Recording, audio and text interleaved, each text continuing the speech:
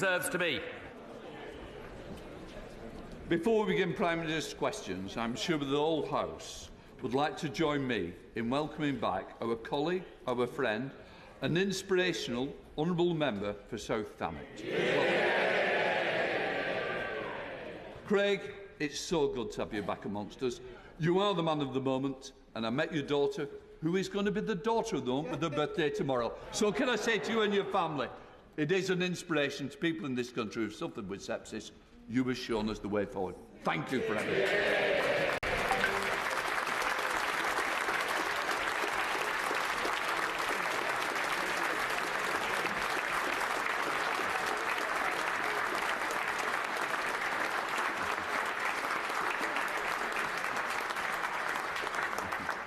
And that's the only reason I allow clapping.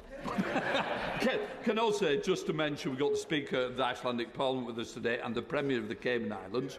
We now go over to questions to the Prime Minister, Jen Kitchen. Thank you, Mr. Speaker. Question number 1. Prime Minister. Mr. Speaker, I know the whole House will join me in remembering the victims of the horrific Manchester Arena bombing 7 years ago today.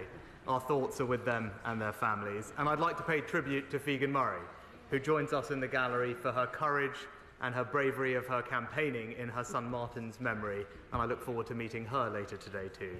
Mr. Speaker, can I also add my personal welcome back to Parliament to my friend and colleague, the Honourable Member for South Thanet. No one who watched his interview last night could have failed to have been in awe of his incredible resilience. Mr. Speaker, this morning I had meetings with ministerial colleagues and others. In addition to my duties in this House, I shall have further such meetings later today. Jen Kitchen. Thank you, Mr. Speaker. I too welcome the Honourable Member for South Thanet back to the House and wish him well in his duties. Can I also associate my remarks with the Prime Minister?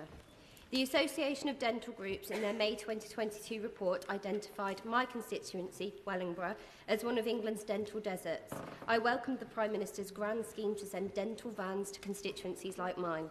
But just months on, he's having to U-turn because there aren't enough vans.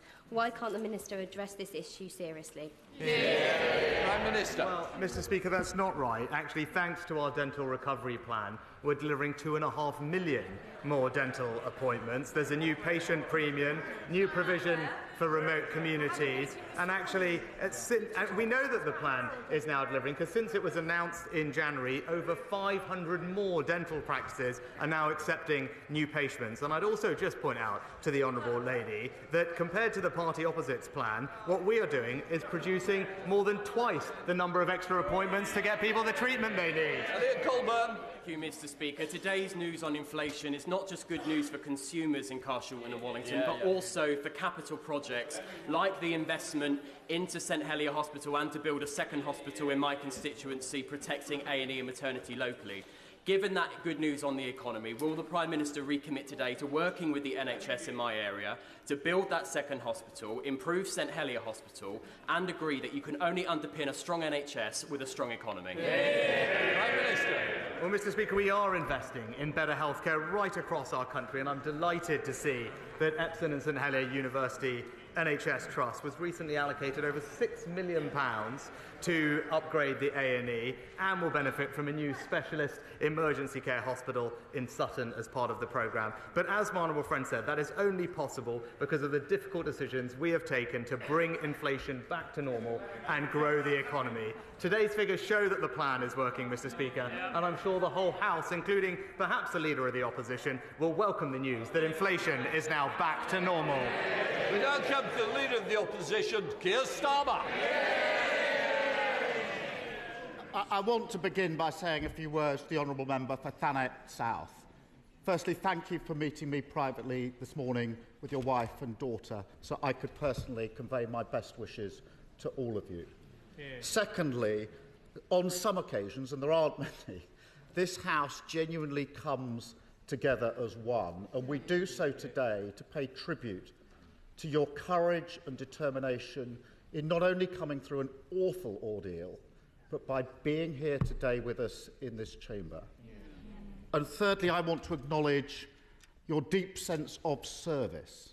I think politics is about service.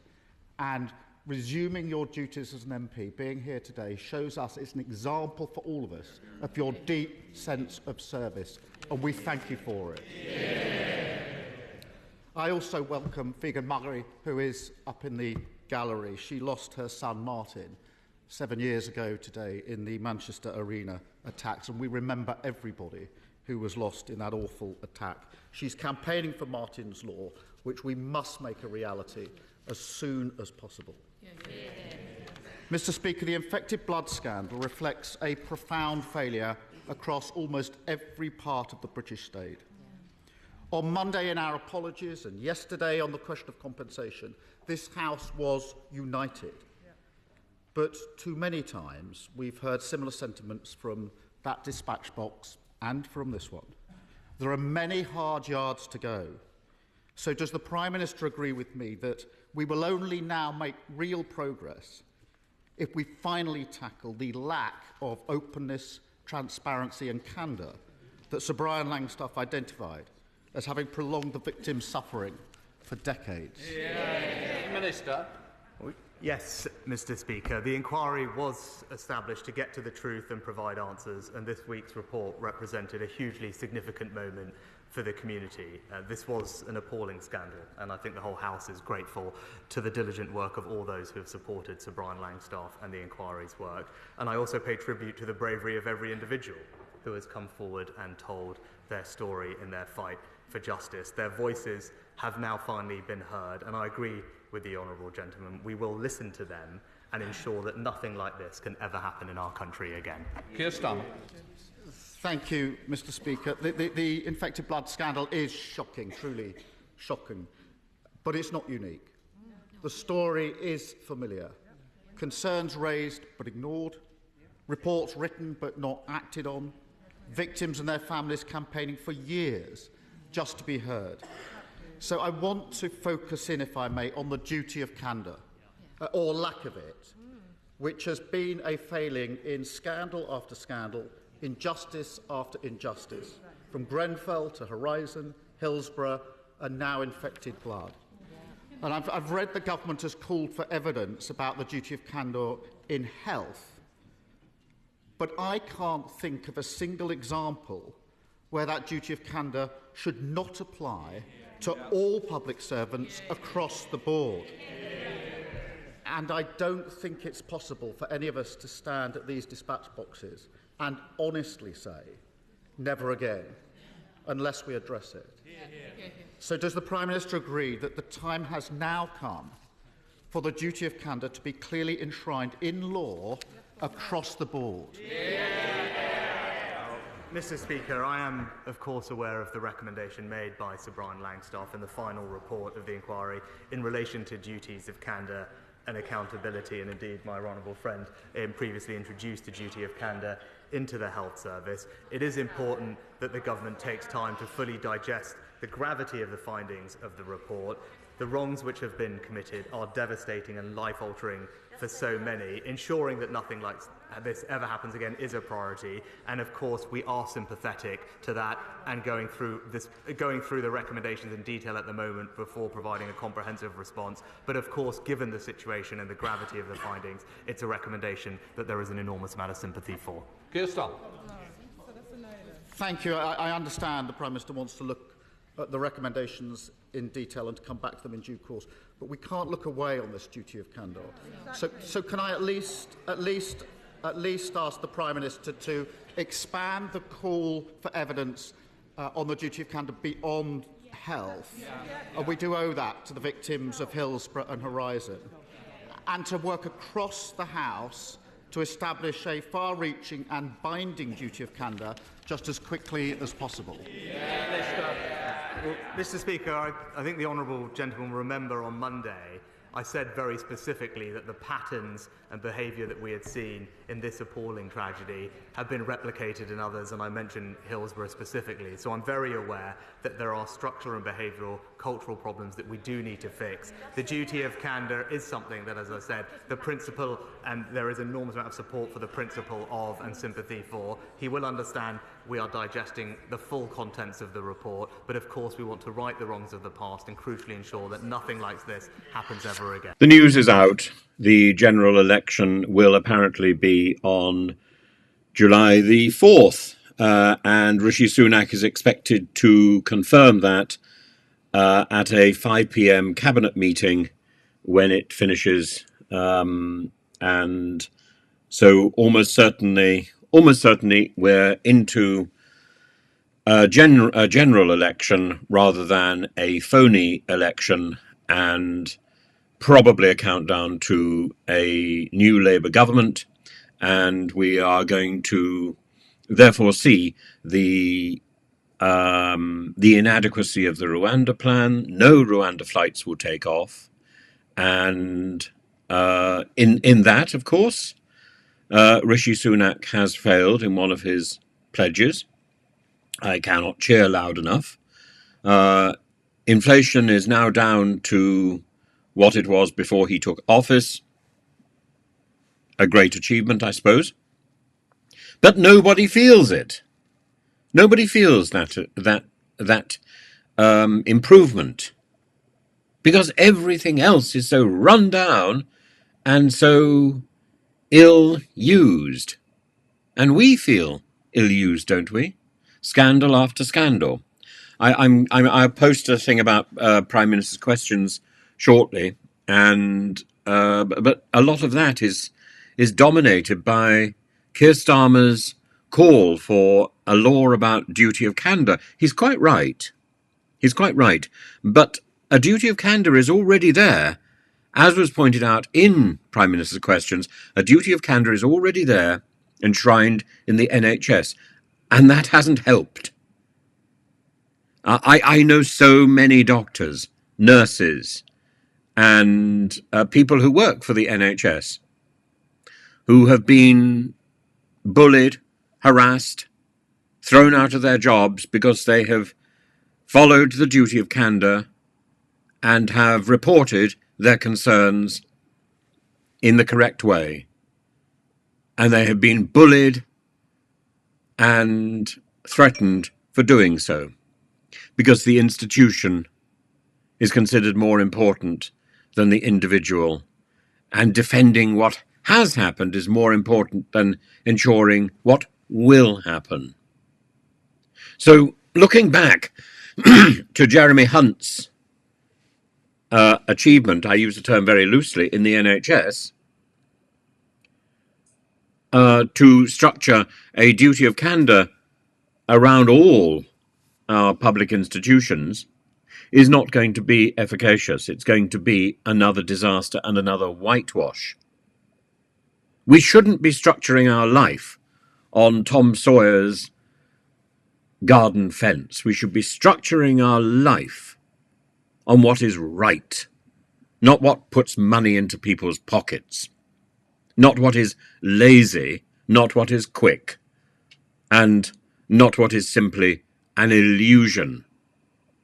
We need to have a serious law that enshrines in our national behaviour the principle that we must improve, the principle that we must learn from good practice. That incidentally was a law that Chris Heaton-Harris brought into Parliament a few years ago as a private member's bill, that the NHS trusts should learn and should record proper good practice. Of course, that should have been something that goes back to the very foundation of the NHS. And yet, the record keeping seems so chaotic.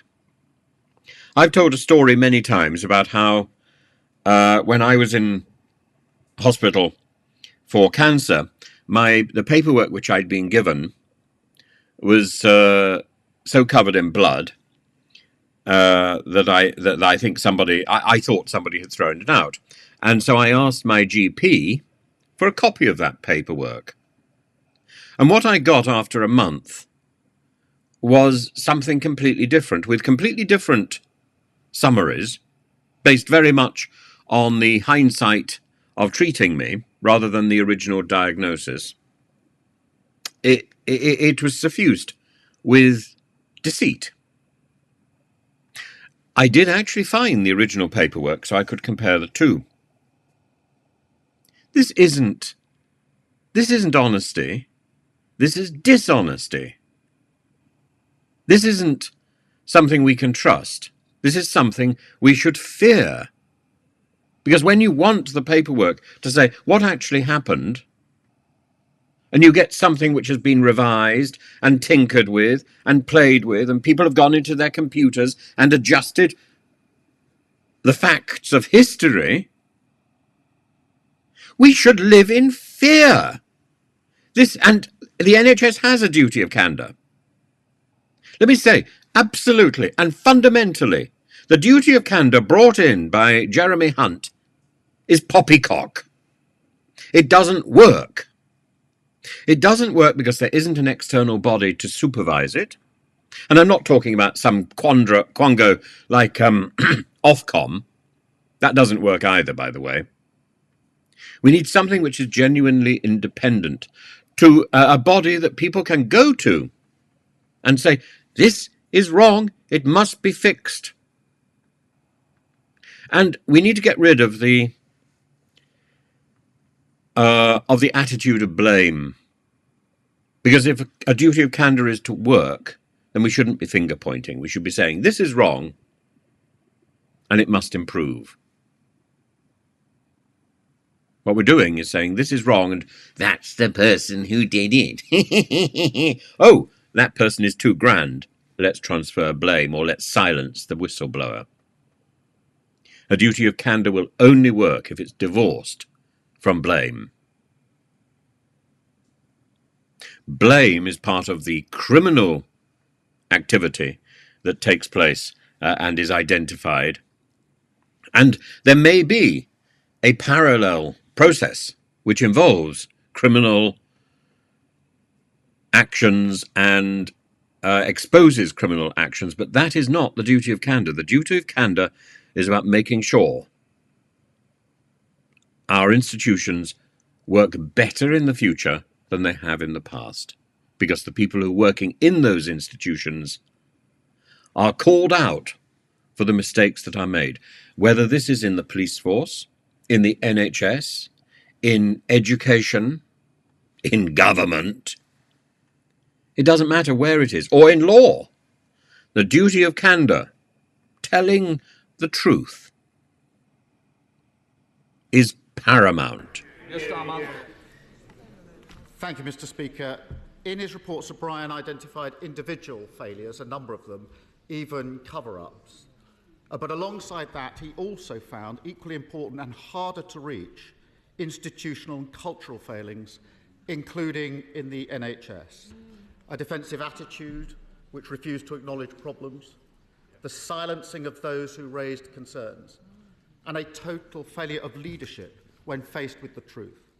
Now, the NHS does a remarkable job every day, but that is indefensible. Does the Prime Minister agree that the very culture of the NHS needs to change? Yes, Mr. Speaker, and again, I think in response specifically to the question from our honourable friend, the member for Bromsgrove, we discussed this on Monday, and the NHS, of course, provides life-saving care to so many people every single day, for which we're enormously grateful. But it is absolutely clear, as the report makes crystal clear, that there were significant failings. The NHS failed. It failed people. It let them down. It's right that they are held accountable for that and learn the lessons. Now, there clearly have been improvements and changes in medical practice since that time, but going forward, we need to go through the full recommendations of Sir Brian Langstaff's report and hold the NHS to account for bringing through the changes that are necessary. Yes, sir. We need reform, we need change, and I've seen firsthand how important reform is during my time running the Crown Prosecution Service. But I also saw how hard it is, particularly on cultural issues. It requires brave decisions and difficult decisions. Now, 11 years ago, the Health Secretary, as Health Secretary, the now Chancellor said, the era of gagging NHS staff from raising their worries about patient care must come to an end. But 11 years on and 10 months on from the Lucy Letby case, there are still clear examples of NHS managers still gagging staff and then being moved on instead of being moved out. So will the Prime Minister now commit to ensuring that those who do gag and silence whistleblowers will no longer be able to work in the NHS? Prime Minister. Well, Mr. Speaker, of course the behaviour that the Honourable Gentleman describes is wrong and I believe already is illegal under our laws, but we will make sure that people do have the ability to raise concerns. And one thing that I know has given many of those who have been impacted by this scandal some reassurance is the appointment of Sir Robert Francis to be chair of the inquiry, who obviously is someone who not just has a wealth of experience dealing with this particular set of issues, but has a long track record of working with the NHS as well on the issues that the Honourable Gentleman raises. Keir Starmer. Sir Brian's report is a victory for all those campaigners and victims who fought so hard for this moment, including the Right Honourable Member for Hull North. But it's also one of profound pain, anger and sadness for so many. Now, there is a chance for us to make real progress on this issue, and we must do that with victims in mind. Now, given the degree of cross-party consensus that we've already seen on apologies and compensation, and given the government's promise to ensure compensation by the end of the year, will he also now promise to deliver on all the recommendations in the same timeframe by the end of the year? Prime Minister. Mr. Speaker, of course, we want to deliver on the recommendations as quickly as practically possible, and indeed our expectation is that we can do that before the end of the year. But Sir Robert's appointment, as I said, will bring a wealth of experience, and it was crucial that the Chair had the knowledge and the expertise and familiarity with the issues here. His support for delivering the scheme and making sure that compensation can be paid by the end of the year, I think, will be invaluable. He talked about the community, and over the next few weeks, Sir Robert will seek views from the infected blood community, specifically on the proposed scheme, to make sure that the scheme will best serve those it is intended for. And our shared priority is delivering compensation to all those infected and affected with absolutely minimum delay, and begin bringing justice to all of those impacted. Thank you, Mr. Speaker. Mr. Speaker, in 1997, the public voted in what they were told would be a sort of continuity Conservative government, the same policies, just with different faces. Instead, what they got was record immigration, constitutional vandalism and a broken economy. Does the Prime Minister agree that with the economy now roaring back to life under a Conservative government, the last thing we need is a return to the failed Labour recipe of high taxes, open borders and employment laws that destroy jobs? Mr. Speaker, my honourable friend gives a superb and passionate economic diagnosis, and he's right. Inflation is now back to normal, and indeed lower than France, Germany, the United States, at its lowest level in years. Our economy is growing faster, wages are rising, and that's why we need to stick to the plan that is working, Mr. Speaker. And he's right to point out the risks of what the Labour Party proposed. 70 new laws. 70 new laws. They've caved in to their union paymasters, and what does that mean? It means it will cost jobs and damage our economic recovery. MP Leader Stephen Flynn.